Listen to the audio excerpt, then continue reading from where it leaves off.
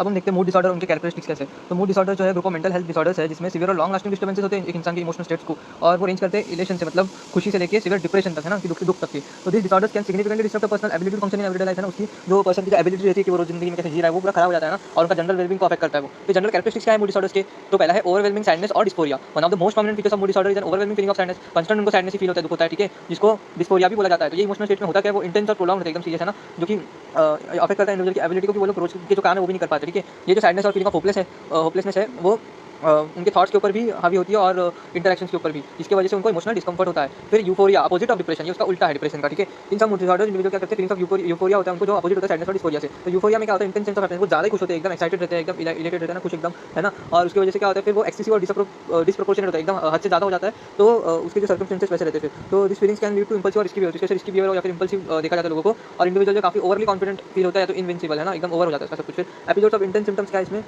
Mood disorder often involve episodes involve करता है वो, जिसमें इंडिविजुअल जो है एकदम heightened intensity of specific symptoms देखता है, जैसे कि एक्सट्रीम सैडनेस या तो यूफोरिया, दोनों मिलाते हैं ना। This episodes can very in duration है ना, वो ड्यूरेशन में फर्क होता है, कुछ जो होते हैं कुछ दिन या हफ्ते तक होते हैं ना, some last only few days और वीक्स, व्हाइल अदर्स जो एक्सटेंड होते हैं मंथ्स और इवन ईयर्स है ना, कुछ महीने और सालों तक चल जाते हैं। तो this period of time during which intense symptoms are most apparent refers to an episode. जब जो ये पीरियड ऑफ टाइम रहता है, ठीक है, जिसमें इंटेंस सिम्टम दिखाई देते हैं वो अपीरेंट होते हैं, जिसको मतलब जो अपीरेंट होता है उसको एपिसोड बोला जाता है, ठीक है। तो इंडिविजुअल का मूड जो है फ्लक्चुएट होता है ड्रामेटिकली इस पीरियड में, और इंपैक्ट करते हैं उनके थॉट बिहेवियर और रिलेशनशिप्स को। तो सेवरिटी ऑफ एपिसोड्स क्या है, intensity of mood disorder episode जो है वेरी करता है, leading to classification such as mild, moderate और सीवियर है ना। एक तो कम रहता है, एक तो बीच में रहता है, बहुत ज्यादा रहता है। सेवरिटी ऑफ एपिसोड जो है बेस रहता है कि कितना वो इंटरफेयर कर रहा है पर्सन की एबिलिटी टू फंक्शन, मतलब वो पर्सन की एबिलिटी टू फंक्शन में कितना इंटरफेरेंस ला रहा है, ठीक है। तो माइल्ड एपिसोड जो है वो स्लाइट डिस्ट्रप्शन ज़्यादा इतना असर नहीं करता, सीवियर एपिसोड जो होता है वो इंडिविजुअल को किसी भी काम के लिए इनकेपेबल कर देता है ना, वो परफॉर्म नहीं कर पाते रूटीन टास्क, ना रिलेशनशिप संभाल पाते हैं, ना सोशल इंगेज हो पाते सोशली, और ना ही प्रोफेशनल एक्टिविटीज कर पाते हैं। फिर फर्स्ट ऑकरेंस वर्सेस रिकरेंस क्या है, क्लिनिशियंस केयरफुली डॉक्यूमेंट देते हैं मूड डिसऑर्डर जो है पहली बार हुआ है ना, या फिर बार बार हो रहा है। If it is recurrent episode है ना, बार अगर वो एपिसोड आ रहे हैं, तो clinician seeks to understand whether the individual has fully recovered from previous episodes और if any residual symptoms remain, कि वो ठीक हुआ है या नहीं, पहले के एपिसोड जो रिकवर हुआ है कि नहीं, या फिर वो उसमें रेसिडुअल सिम्पटम्स अभी भी है। तो रिकरेंट मूड डिसऑर्डर एपिसोड से की factor in determining long term treatment strategies, ये रिकरेंट जो बार मूड डिसऑर्डर एपिसोड हो रहे हैं वो हमको बताते हैं कि लॉन्ग टर्म ट्रीटमेंट स्ट्रेटजीज हमको यूज करनी पड़ेगी। तो recurrent episode can affect the course of disorder को, डिसऑर्डर का कोर्स जो अफेक्ट करता है इंडिविजुअल का प्रोग्नोसिस पूरा ओवरऑल, ठीक है। फिर बिजार और अनयूजुअल बिहेवियर्स मतलब क्या, कि मूड डिसऑर्डर्स में वो लोग बिजार और अनयूजुअल बिहेवियर्स करते हैं, जो कि नॉर्मल मतलब वो पीरियड में नहीं करते, ठीक है।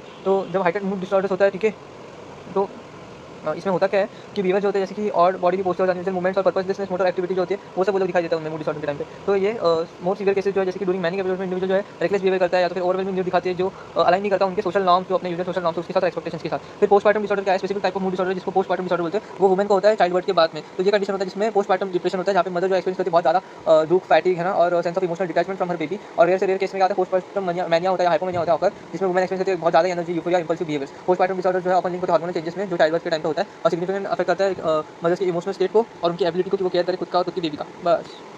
तो आपको ये सारे नोट जो माइनर फॉर्मेट में मिल जाएंगे, और मैं इधर इसलिए नहीं आ रही कि शॉर्ट्स में उसका लिंक क्लिक नहीं हो पा रहा है, मैंने उधर स्टैंड फोर्स का वीडियो के नीचे डिस्क्रिप्शन में दिया हुआ है, ठीक है। और आपको वीडियो अच्छी लगी तो लाइक कीजिएगा, कमेंट कीजिएगा, शेयर कीजिएगा, सब्सक्राइब कीजिएगा, थैंक यू।